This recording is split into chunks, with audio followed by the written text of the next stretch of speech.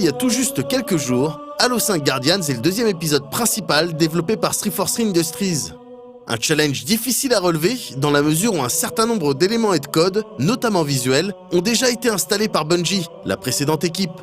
On peut alors se demander comment les équipes responsables de la dimension artistique du jeu ont approché cet aspect du développement, ce que nous explique Nicolas Bouvier, le directeur artistique de l'épisode Guardians.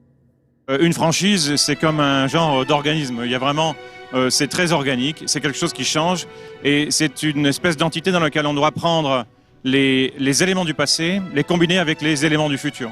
Et c'est vrai qu'il faut qu'on trouve le parfait équilibre entre les anciens joueurs de Halo, les gens qui sont là et les joueurs qui sont là depuis des années, mais également comment est-ce qu'on fait venir sur la franchise et dans ce jeu qui est énorme, comment est-ce qu'on fait venir des nouveaux venus qui eux vont jouer pour la première fois. Donc c'est vrai que c'est un peu un équilibre entre garder des choses qui sont la legacy de Halo depuis le début des années 2000, mais également le combiner avec de la nouveauté. Par exemple, l'introduction de nouveaux caractères, de nouveaux personnages. Je pense que c'est toujours un petit peu un équilibre entre les deux. À savoir, quand on va trop d'un côté, on va essayer de rééquilibrer les choses. C'est des fois beaucoup de paris et beaucoup de risques également, parce qu'on veut vraiment être sûr de ne pas décevoir les fans, etc. Une des choses d'ailleurs qu'on a fait et qu'on a changé beaucoup pour être sûr qu'on soit totalement en phase avec les joueurs, c'est que sur Halo 5, on a beaucoup plus d'écoute encore que Halo 4 en concernant les joueurs, concernant leur feedback. On a des experts qui sont des experts quand il s'agit de jouer professionnellement et qui peuvent en effet donner des feedbacks qui sont extrêmement consistants et très riches pour que l'on puisse avoir par exemple un multiplayer qui soit extrêmement équilibré. Nicolas était avant cela lead concept artiste pour 343 Industries. Il connaissait donc son sujet. Promu récemment à la tête des équipes artistiques, il nous explique les différences principales entre ces deux fonctions et les obstacles qu'il a dû surmonter.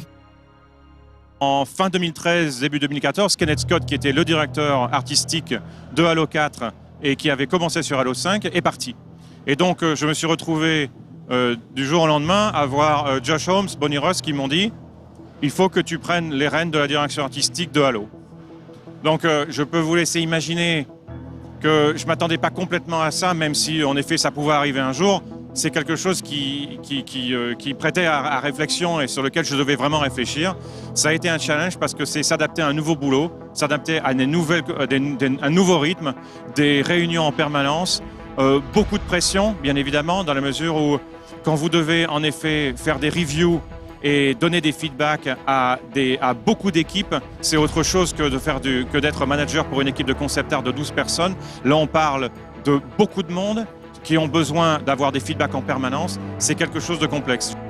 Ça a été ma problématique pendant 1 an et demi, à savoir comment me métamorphoser en directeur artistique.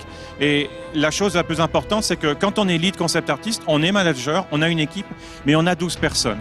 En tout cas, sur Halo 5, nous étions entre 8 et 12 selon les moments. Et c'est une petite équipe et en gros, quand vous êtes manager d'une équipe de concept artiste, vous êtes un petit peu tourné vers l'équipe, vous la chapeautez. C'est quelque chose de plus intimiste. Ce n'est pas qu'une question de quantité, c'est une question de vraiment changer nos mentalités et la manière dont on fonctionne. Parce que quand on est concept artiste et même lead, on fait en sorte que notre équipe soit vraiment compétente. Alors que quand on est directeur artistique, c'est pas le fait qu'une équipe soit compétente, c'est que toutes les équipes doivent être toutes conjointement compétentes. C'est-à-dire qu'en gros, vous englobez le projet et vous avez tout d'un coup une vision des choses qui est beaucoup plus élargie. Et ça, il faut une espèce de shift mental pour établir ça et pour faire en sorte de comprendre ça. Parce que des fois, on est un petit peu, quand on est manager, on est un peu égoïste. On se dit, bon, les autres équipes, à la limite, s'ils réussissent ou pas, à la limite, moi, je m'en fous. Eh ben non, justement. Quand on est directeur artistique et quand on est directeur, c'est l'inverse. À savoir que les autres équipes, elles ne peuvent pas foirer non plus. Donc, on est tous en train d'avancer en même temps dans un but commun. Et ça, c'est un challenge. C'est pour ça que je le disais tout à l'heure. 2014 était un challenge, mais quand on voit ce qui est devenu Halo 5, c'est un challenge où on a réussi à notre pari et où moi, personnellement, à un niveau plus personnel, je pense avoir réussi à vraiment me métamorphoser un petit peu pour être un meilleur manager et un meilleur directeur artistique. Pour un artiste qui arrive à un tel poste, on imagine que la tentation d'installer son propre style et ses propres références est grande.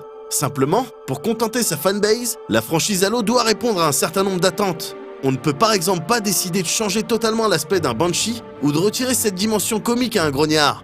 Du coup, quel est exactement le degré de liberté des équipes artistiques sur un tel projet ?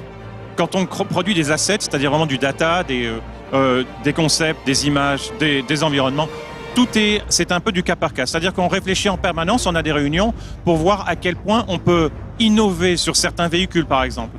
Je prends l'exemple du Scorpion dans Halo 5, par exemple. Je prends l'introduction des nouveaux caractères, comme Locke. Donc il y a, à chaque fois, c'est vraiment un processus et une mécanique de cas par cas. C'est-à-dire que des fois, il y a des choses où on pense que le design est vraiment très achevé, même sur des véhicules plus anciens. On se dit, ce véhicule n'a pas besoin d'une update, n'a pas besoin d'une mise à jour, parce qu'on a quelque chose qui parle aux joueurs et qui, en effet, correspond à la jouabilité et en fait au gameplay que l'on veut y mettre. D'autres véhicules n'ont peut-être plus les mêmes impératifs en termes de jouabilité et ont besoin d'être rénovés.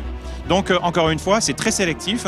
Il y a des choses qu'on rénove et puis c'est aussi une question de planning, bien évidemment. On ne peut pas révolutionner tout le jeu en un seul coup et se dire qu'en 6 mois, on va avoir un lifting de tout ce qu'on fait dans le jeu. C'est pas du tout comme ça que ça marche. On est sélectif.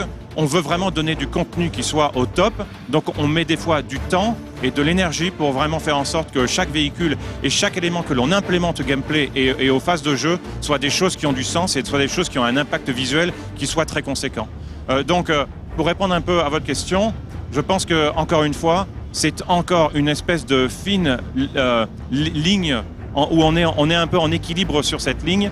On ne veut pas tomber dans le travers de garder trop de la legacy du passé, sans pour autant et en même temps, on veut insuffler et mettre dans la franchise des choses qui vont parler aux nouveaux venus. Donc, cette espèce d'équilibre, on l'a en permanence, on l'a en tête et on travaille avec ça en tête tous les jours.